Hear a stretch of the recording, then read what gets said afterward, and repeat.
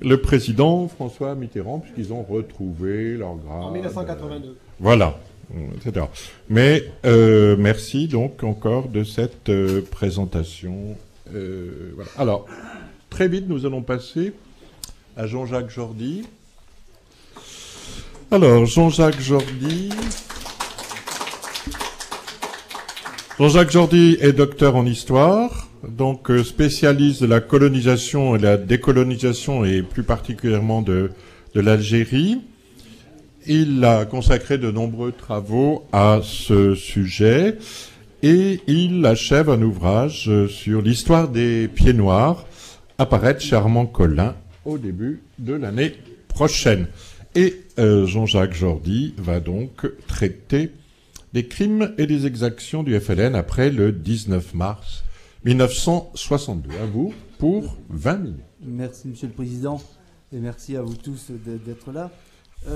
On fait là un grand pas, parce que je vais vous parler de l'après 19 mars 62, donc après les accords d'Évian, pour vous parler effectivement du positionnement du FLN et de l'ALN dans cet après 19 mars. Alors, je vous donnerai juste un petit chiffre pour démarrer. Il y a un rapport de l'ambassade de France à Alger dresse au 30 avril 1963 un bilan des exactions contre les civils européens depuis la signature des accords d'Évian. Uniquement civils européens, parce que les exactions, j'en dirai quelques mots, ont touché aussi les civils musulmans et les ex-supplétifs. Du 19 mars 62 au 30 avril 63, l'ambassade va recenser un peu plus de 3000 disparitions, enlèvements ou arrestations, des dizaines de milliers, des milliers de vols, de viols, de rançonnements, exactions diverses. Et toutes ces exactions ont généré, à partir de mars 62 jusqu'en fin 62, quelques 10 000 dépôts de plaintes de Français d'Algérie qui étaient à cette époque présents en Algérie. Et dans ces dépôts de plaintes, on ne peut pas dire qu'une seule plainte est aboutie, puisqu'en réalité, aucune plainte n'a été instruite. Donc on peut se poser la question de mars 62 jusqu'à l'indépendance, et puis après l'indépendance. Alors je sais bien que durant l'été 62, le pouvoir politique algérien n'est pas affirmé, et donc il y a une guerre civile qui est en train de renaître entre les différents chefs des wilayas. Mais à partir de la prise de pouvoir de Ben Bella, fin septembre 62, petit à petit, l'Algérie se calme un petit peu et on aurait pu instruire ces plaintes-là. Il n'y en a eu aucune d'instruite. Alors, les accords d'Évian, je reviens à ces fameux accords d'Évian. Accords d'Évian, c'est une phrase d'un journaliste. Hein. On appelle ça la déclaration de principe relatif au cessez-le-feu du 18 mars. Alors, on va dire accord d'Évian, signé le 18 mars, sont supposés mettre fin à une guerre dont plus personne ne voulait et à la cessation des violences dès le lendemain à midi. Ils interdisaient aussi tout recours aux actes de violence individuelle, collective, toute action clandestine et contraire à l'ordre public, et établissaient un partage des compétences entre un commissaire de France, un haut commissaire de France qui va être Fouché, et un exécutif provisoire algérien, et prévoyait une coopération économique, financière, culturelle entre les deux États. Ça peut être un idéal, hein, on signe des accords d'Évian. Cependant, ces accords étaient à peine signés, qu'ils étaient contestés par l'OS, parce que l'OS n'était pas invité aux accords d'Évian, donc l'OS n'était pas concerné par les accords d'Évian, mais les accords d'Évian étaient contestés par l'OS, mais aussi, dans la foulée, par l'état-major général de l'ALN, puis par le FLN lui-même quelques jours après les avoir approuvés. Et ça, maintenant, les archives sont très claires là-dessus. On sait très bien comment ça a fonctionné. Et à partir de ce 18 mars, 19 mars, en fait, par les formes prises, par ces rejets, l'Algérie va se figer dans une peur qui confine à l'irrationnel. Il s'agit bien évidemment là de l'Algérie des villes, parce que l'Algérie des bleds, ça fait longtemps qu'elle est sous la domination du FLN, qui a déjà imposé sa loi. Désormais, la violence trouve son expression la plus radicale dans les grandes villes, Alger, Oran, Bonn. Donc, on a l'impression que tout le monde s'habitue un peu à ce terrorisme qui fait partie d'une sorte d'une surenchère entre le FLN et l'OAS. Seulement, le FLN aurait dû mettre, et l'ALN, mettre les armes à terre, comme l'avait fait l'armée française d'ailleurs. L'armée française avait reçu des ordres qui venaient du général Dodelier, qui était donc le conseiller militaire du président de la République, du général de Gaulle, qui disait que l'armée française ne pouvait riposter qu'à la seule condition qu'elle soit elle-même attaquée directement. C'est-à-dire que toute exaction commise envers des civils, l'armée française ne devait plus du tout intervenir. Ça c'est... Et d'ailleurs quelques généraux, en tout cas, vont s'abriter derrière ce fait-là. Donc tout ce qui est exaction commise envers des Européens, des civils, musulmans comme Européens, il fallait demander en fait à des commissions mixtes de cessez-le-feu qui se mettaient en place, fallait leur demander la possibilité de résoudre les problèmes des exactions commises envers les musulmans, envers les Européens. En fait, je vous le dis de suite, les commissions mixtes de cessez-le-feu n'ont jamais fonctionné. Et même, elles n'ont jamais fonctionné pour essayer de trouver une solution. Je dirais, elles ont fonctionné à débours de l'armée française, puisque dans ces commissions mixtes, il y avait des représentants de l'armée française, surtout, et des membres du FLN. Et il se trouve que quand l'armée française disait, ben voilà, telle personne a été enlevée ou telle personne a subi tel type d'exaction, donc le militaire français portait ce dossier devant la commission mixte, et en fait, on s'apercevait que c'était le représentant FLN de la commission mixte qui lui-même avait ordonné l'enlèvement ou l'exaction. Donc on est quand même dans quelque chose qui est très particulier. Très particulier parce que on nous dit souvent, mais non, mais l'ALN et le FLN ont respecté les accords d'Évian. Et c'est l'OAS, par la terreur de l'OAS, qui a fait, qui a provoqué une surenchère de cette terreur par le FLN. Je veux bien. Mais seulement, moi, je suis un peu comme saint Thomas, excusez-moi, mais je regarde les archives, et depuis 30 ans que j'y suis, je me dis, il y a quand même des problèmes. C'est signé le 19 mars, et je vois que dans la nuit du 19 mars au 20 mars, il y a des exactions commises envers les Européens, et le 19, par exemple, le FLN mitraille une voiture où il y avait 4 Européens, et tue tous les passagers, puis exécute le lendemain 8 Européens. On est uniquement à Alger. Hein. Donc, on a effectivement, dès le début, la non-volonté du FLN de respecter les accords d'Évian. Ils ne veulent pas respecter les accords d'Évian, et d'ailleurs, ils le montrent. Par rapport aux ex-supplétifs, qui sont protégés par les accords d'Évian, on sait très bien que dans la journée du 21 et 22 mars, toute la Harka, qui était un peu sous les ordres, je dis un peu parce que c'est pas encore très clair cette histoire, de Champierre-Chevènement, a été massacrée sous ses yeux. Et on est le 21 mars. Bon, alors je veux bien qu'on dise, il y a des personnes qui se vengent, il y a c'est de la vengeance, etc. Bien sûr, il y a toujours de la vengeance quand il y a des sorties de guerre. C'est pas quelque chose de nouveau. Il y a toujours des viols, on veut récupérer des voitures, on veut récupérer des appartements, on veut récupérer des maisons, on veut récupérer... Enfin, voilà. Il y a toujours ça. Dans les sorties de guerre, ça arrive tout le temps.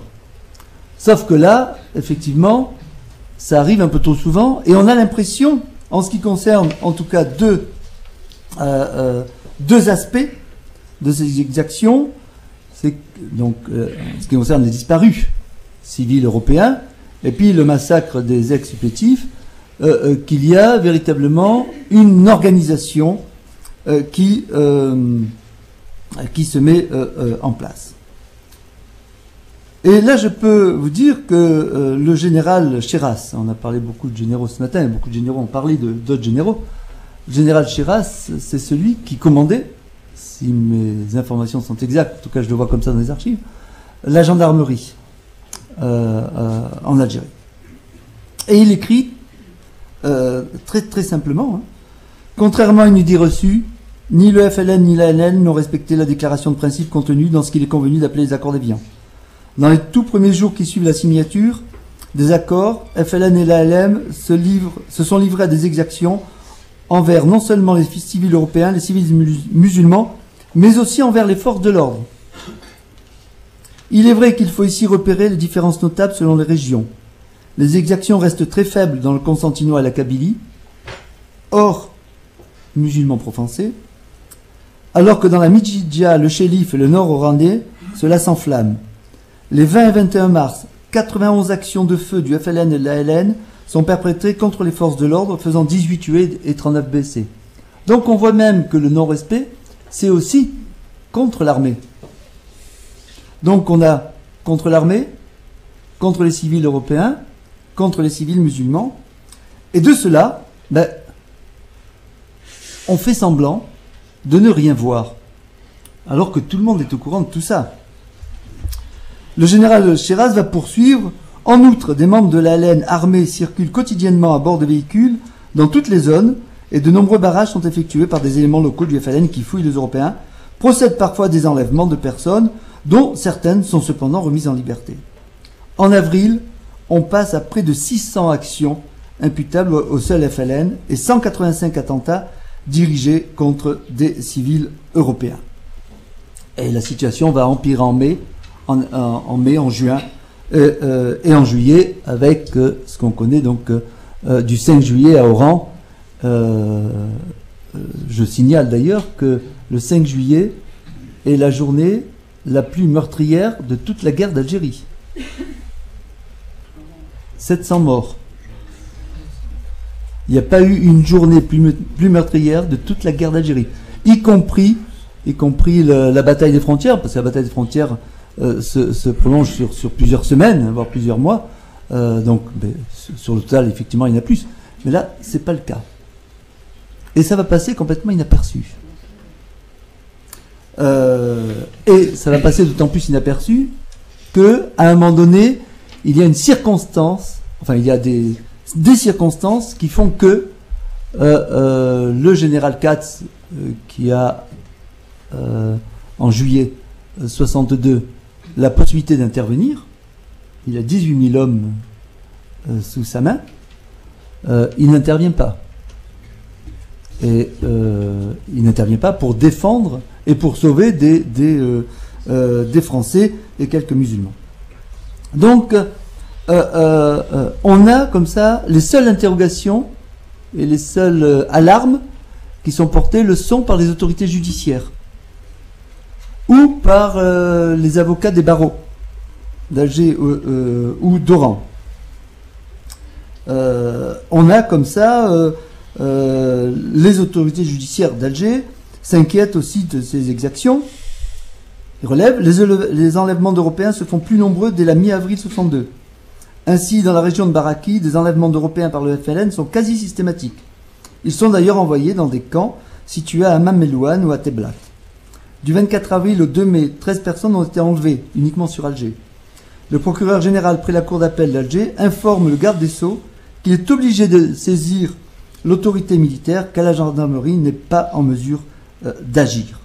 Donc, vous voyez que on a des interpellations et la réponse reste toujours la même de la part du gouvernement, saisir les commissions mixtes, dont les militaires qui font partie de ces commissions mixtes nous disent que, rappellent en tout cas à leur hiérarchie que les commissions mixtes n'ont aucun effet.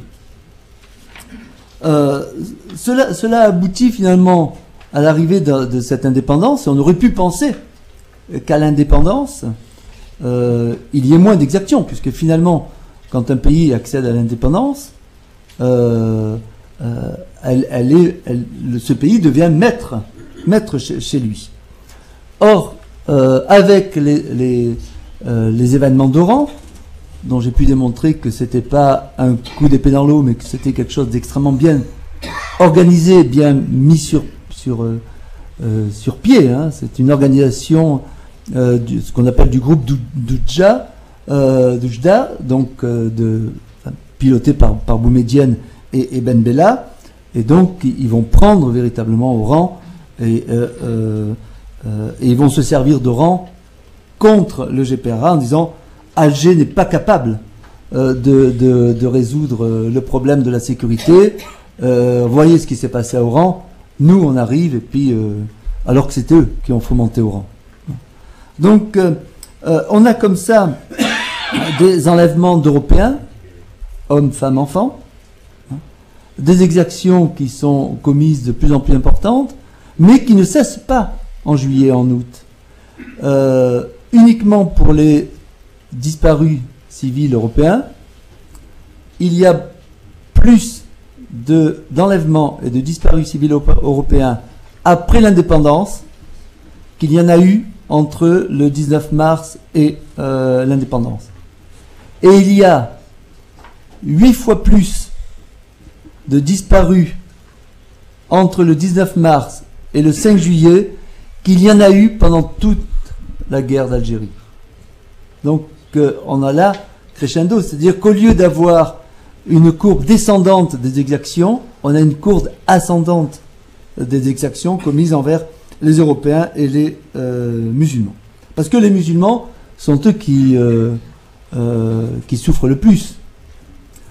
On sait ce qui est arrivé aux Harkis. Là aussi, les Harkis, enfin les ex-Harkis, puisqu'ils ne sont plus Harkis depuis qu'ils sont démobilisés, n'auraient pas dû souffrir ce qu'ils ont souffert. Or, là aussi, maintenant les archives s'ouvrent. Je ne sais pas qui disait ce matin, la ministre disait ce matin que les archives devaient s'ouvrir. Elles s'ouvrent, elles sont bien là. Et elles montrent effectivement ce massacre de Harkis qui était perpétré à grande échelle. Alors, se pose la question de la responsabilité, j'en terminerai sur ce point. Finalement, si moi je retrouve autant d'archives sur ces exactions commises par le FLN et la LN, ça pose deux questions. Premièrement, je suis persuadé que, et puis je dirais presque à la suite de Mohamed Harbi, c'est un dirigeant du FLN qui a écrit un ouvrage il y a quelques temps et qui disait que le FLN, à un moment donné, a mis les notions de pur et d'impur dans sa doctrine. Donc, à un moment donné, si on n'est pas arabe et musulman, il est très difficile de rester en Algérie. Donc, comment faire partir les personnes? Et là, j'ai fait moi des colloques en Allemagne, en Espagne, en Angleterre, ça pose aucun problème quand on parle d'épuration ethnique, de volonté de nettoyer, de faire partir quelqu'un qui n'est plus pur dans ce pays. Et ça pose aucun problème. Or, en France, ça pose toujours un problème. On a toujours du mal avec certains mots, parce que les mots ont une histoire et on ne veut pas l'avoir. Mais le deuxième point, c'est la responsabilité du gouvernement, parce que le gouvernement est au courant de tout. Moi, si je trouve ces archives, ça veut dire que des militaires, parce que c'est surtout des archives militaires ou des consuls, ont fait remonter. Et s'ils ont fait remonter, c'est que l'armée possédait en Algérie un réseau d'informateurs chez les musulmans, au FLN et dans la LN, extrêmement efficace. extrêmement efficace. Donc on a des remontées où on sait tout, on sait exactement qui est prisonnier là, qu'est-ce qu'on leur fait, est-ce qu'on les torture ou est-ce qu'on les torture pas, est-ce qu'on les emploie dans des mines ou pas, est-ce qu'on les emploie au déminage de la ligne Maurice ou pas. Ça, on le sait très bien, l'État français sait très bien qu'on va employer 20 000 harkis et à peu près 500 Européens au déminage de la ligne Maurice. Et ces 20 000 harkis vont mourir, hein, ça, pour une grande majorité. Donc, tout le monde est au courant, mais on ne veut pas le savoir parce que tout ça doit s'effacer derrière le volet politique. Le volet politique, c'est la France et l'Algérie doivent désormais avoir des relations diplomatiques d'État à État solides, fiables et sereines et apaisées. Donc, on est dans un déni le plus complet. Et ce déni, malheureusement, il est toujours 50 ans après à l'œuvre parce que des familles ont disparu dans leur mémoire, ont des exactions dans leur mémoire, sans parler des fils et filles d'ex-harkis qui, eux, continuent à se battre pour leur père et pour la reconnaissance de leur père. Donc, voilà moi ce que je voulais vous dire. Ce qui s'est mis en place après 62, c'est on ne dit pas tout parce qu'on protège les intérêts. Après tout, ça c'est très politique, c'est très diplomatique, pourquoi pas. Mais si la perte de l'Algérie devait coûter X dizaines de milliers de harkis et 3 à 4 000 Européens, autant le dire, autant l'assumer, et on serait passé à autre chose, et peut-être qu'on aurait eu des relations beaucoup plus apaisées avec l'Algérie depuis 50 ans. Merci.